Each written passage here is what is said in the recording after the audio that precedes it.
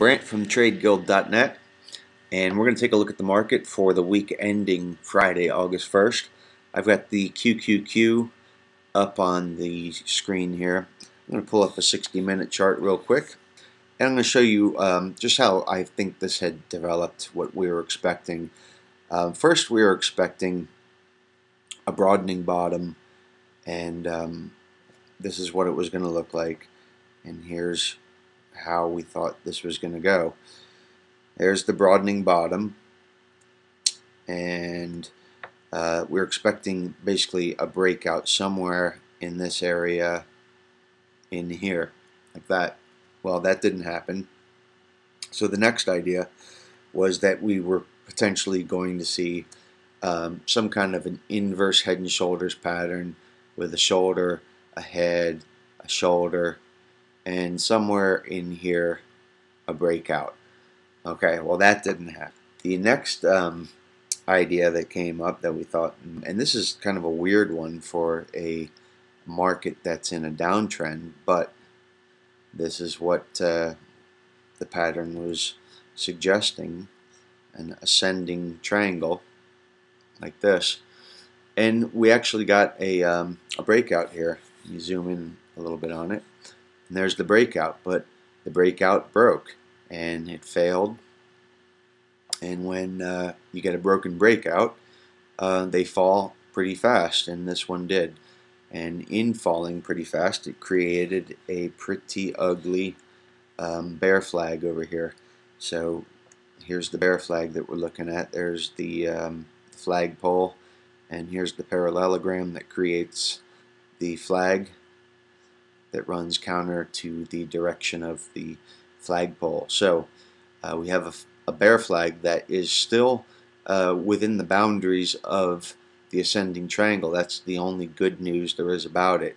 If this does meet its measuring implications, which would be the height of the flagpole, which would be added from the breakout point here, and that's about $1.50, I think, from there.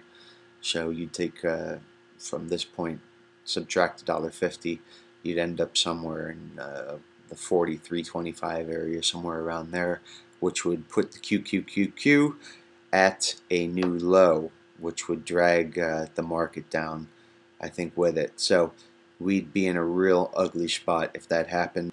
So the Qs have gone from last week being in a spot of relative leadership to a spot of, being the weak link in the chain.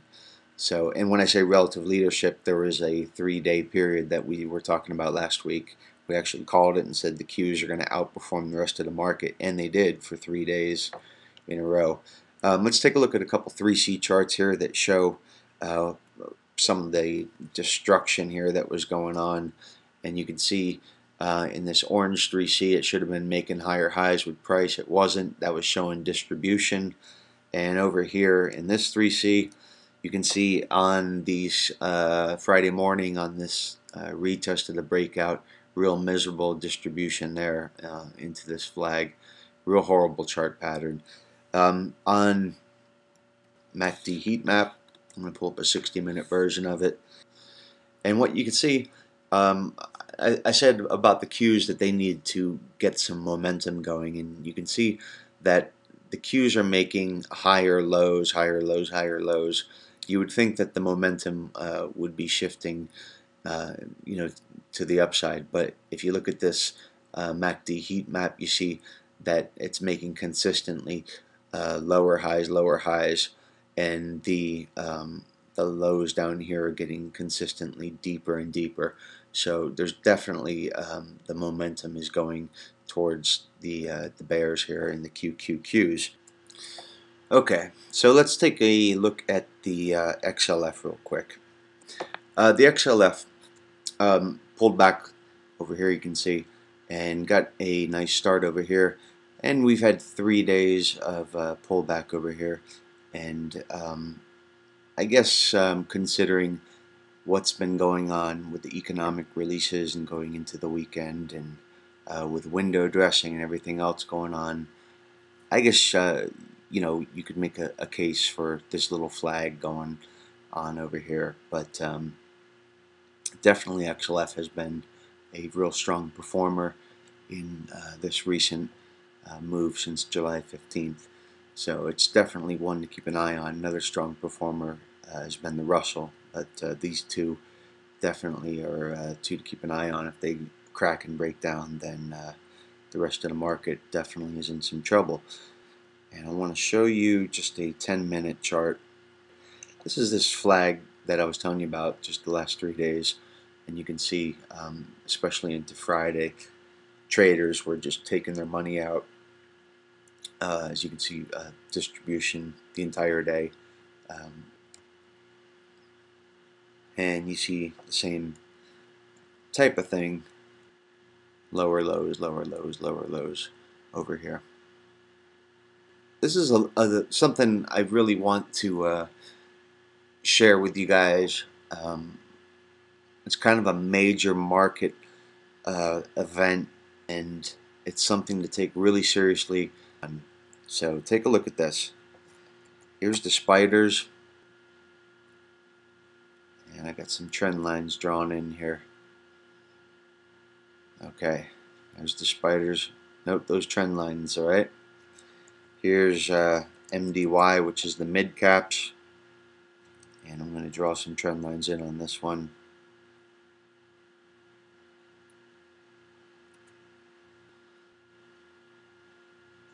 Pull up the Dow.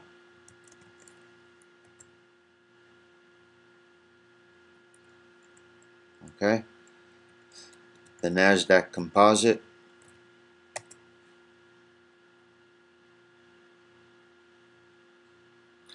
Okay, so the point is, at all these are all parallelograms rising against the downtrend, very similar to what I showed you in that QQQ intraday chart. This is the QQQ intraday chart, that bear flag that I was talking about, the parallelogram, that bear flag. This is a little bit of a scary development.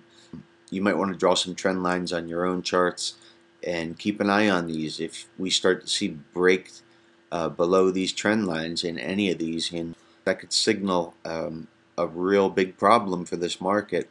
That could signal the next leg down, and the next leg down would basically be, you could measure it, you could just figure it out for yourself.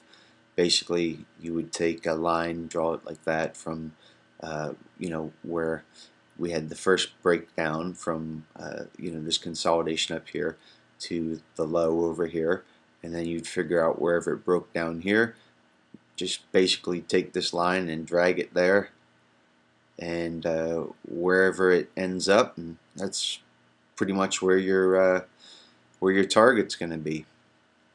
So, or you can measure it, like here you have 2,500 to 2,200, so that's 300 points. If it breaks down at 2,300, take 300 points from that, so you have 2,000 is your target. That's pretty bad. So it's something to keep an eye on. It's basically a big bull flag or a big bear flag in these indexes, and the reason it's being created. Let's pull up spiders. The reason it's being created, and I'm going to show you a 60-minute chart. Just back out a little bit. The reason it's being created is because this really, what should be happening here is we should be seeing, we have this high, we have a pullback, we should be seeing a higher high being made and then a pullback. We shouldn't be seeing this kind of fussing around action here where it's kind of not really making that higher high and just pulling back here. That's why we're getting a point here that's connecting. This is how we're creating these parallelograms, these shallow pullback here. That's what's creating them. So we really need to see some price movement, some price action that